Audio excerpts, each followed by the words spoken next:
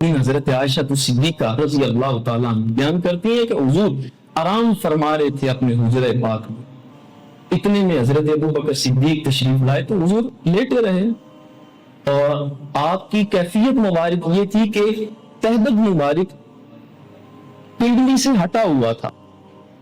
تو حضور سید عالم صلی اللہ تعالی وسلم لیٹے رہے، یہ بٹن مبارک کھلا تھا، پنڈلی سے کپڑا ہٹا ہوا تھا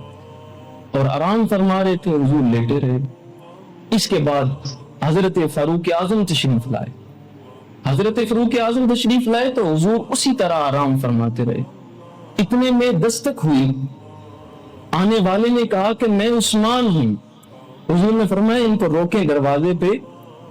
جب روکا گیا تو حضور سید عالم صلی اللہ تعالی وسلم اٹھے،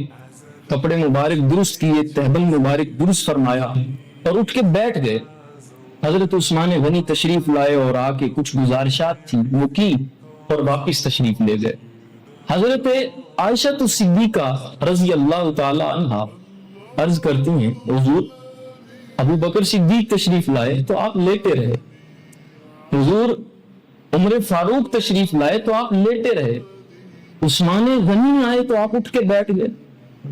حضور عثمان آئے تو آپ اٹھ کے بیٹھ گئے۔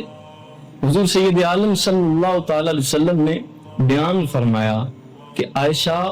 میں اس بندے کا حیا نہ کروں جس کا حیا رب کے فرشتے بھی کرتے ہیں